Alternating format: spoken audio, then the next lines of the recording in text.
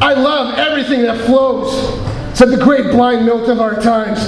I was thinking of him this morning when I woke with a great bloody shout of joy. I was thinking of his rivers and trees and all that world of night which he's exploring. Yes, I said to myself, I too love everything that flows. Rivers, sewers, lava, semen, blood, bile, words, sentences. I love the amniotic fluid when it spills out of the bag. I love the kidney with its painful gallstones, its gravel and whatnot. I love the urine that pours out scalding and the clap that runs endlessly. I love the words of hysterics and the sentences that flow on like dysentery and mirror all the sick images of the soul. I love the great rivers like the Amazon and Orinoco, where crazy men like Moravia float on through dream and legend in an open boat and drown in the blind mouth of the river. I love everything that flows. Even the menstrual flow that carries away the seed unfecund. I love scripts that flow, be they erratic, esoteric, perverse, polymorph, or unilateral. I love everything that flows. Everything that has time in it and becoming, that brings us back to the beginning where there is never end. The violence of the prophets, the obscenity that is ecstasy, the wisdom of the fanatic, the priest with his rubber litany, the foul words of the whore, the spittle that floats honey that pours from the womb.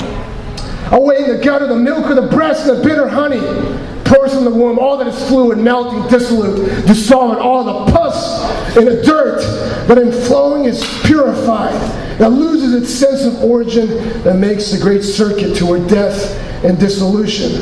The great incestuous wish is to flow on, one with time, to merge the great image of the beyond with a here and now.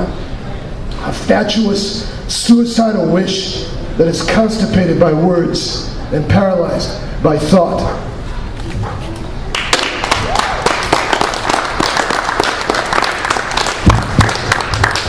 Okay, next one is an excerpt from an email I wrote to a friend of mine. Hopefully I can lose my voice by the end of this. I'm just recovering from a coughing fit. Okay, this is as close to a manifesto as I can get to. Okay. From the sublime to the ridiculous. Whatever my real face is, you'll never know. Because I don't either. At the risk of megadosing on yet another shot of self-flattery, a risk I take every day, I'm learning to respect the mystery within me. Simply put, I don't know what I'm capable of. When a lot of people my age or close to it already have kids of their own and feel securely settled onto a job. Like my Japanese grammar school friends, those same ones in front of whom I ate grass. Jennifer Lynn or that South African woman I met on the plane. I'm still uncertain about the extent and the depths of my potential. Like an eternal adolescent about to have his, quote, second rite of passage. I have no money, no resources, no hopes. And I am, quite possibly, the happiest man alive too. Think about it. Henry was already in his 40s when he wrote that. Happiness ain't a warm or cold gun. First of all, it's not a gun, unless that's supposed to be a metaphor for a state of your mind. But why gun and why warm? Happiness is the ongoing relationship you have with the world, which is really yourself. At the end of the road, called solipsism, there's wisdom. At least the closest to wisdom I can manage at this moment. You have no idea what sort of transformation I underwent in just the last 2 months. It actually scares me a little, as a matter of speaking, even thinking about it, because I think, if I keep this up, what kind of a truly profane monster will I become? But the die has been cast, or rather, I decided that it has been cast for me to enter my personal Rubicon, to slay all the false Caesars of my mind.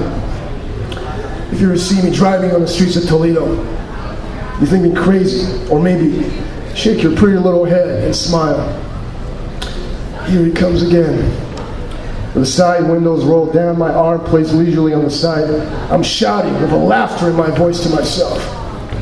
Listen, motherfucker! You're gonna kill, and kill like there's no tomorrow. Shoot the motherfucker in the head repeatedly until he's motionless, rotting corpse. Until all possibilities of resurrection have been forfeited and nullified into absolute irreversibility, understand? Chop his head off like a chicken and hang his head like the English did with Cromwell's head. This is you, and you, babe, is the only legalized murder in town, so use this license to kill until it expires in blood, and nothing but the burning blood of the Lamb will set me free, because it's die, motherfucker, die.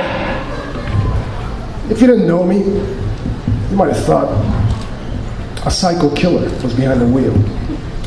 Oh, that evil grin of his like a badass Fu Manchu.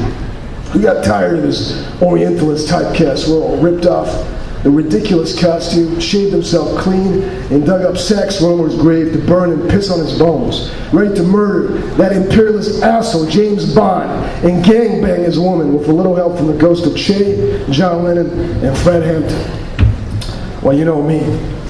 You might still wonder, have I finally snapped and unleashed Caesarian imagination in its conquest of Gallic reason?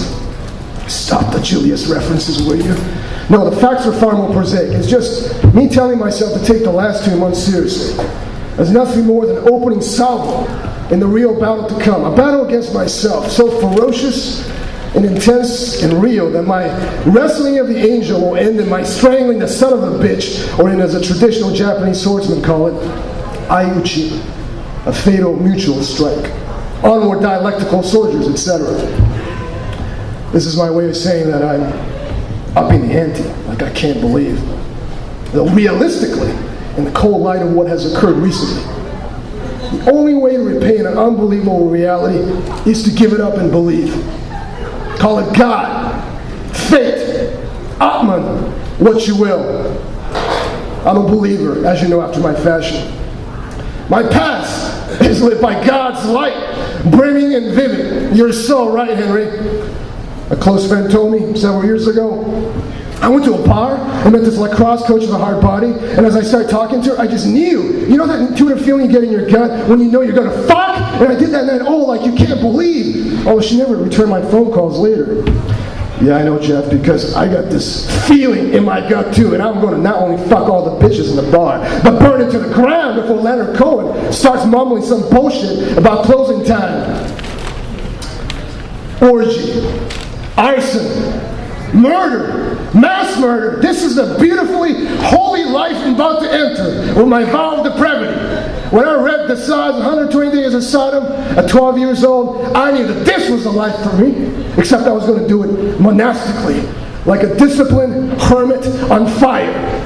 The Assad was an aristocratic in reaction and consequently got sloppy, like the rotting fruit of an ancien regime, of which it was both a symptom and a cure. Now the fruits of the bourgeoisie are rotting for real. And I'm coming, in a multiple sense of the word, like its symptom and cure.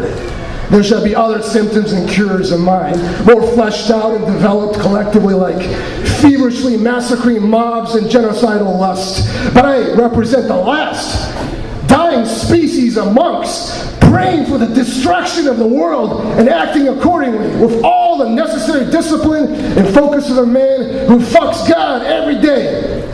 I wonder in amazement at how prophetically wise some of my sayings were, even when my practice was as blind as mindlessly over-masturbating monkey.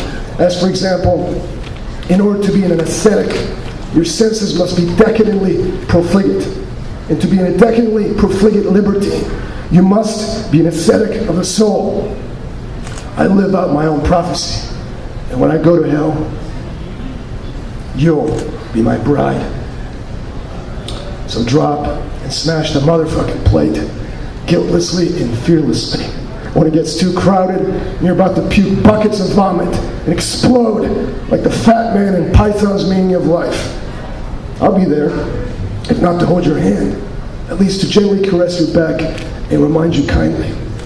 That's okay, babe. Most of us will die soon enough anyway. Thank you.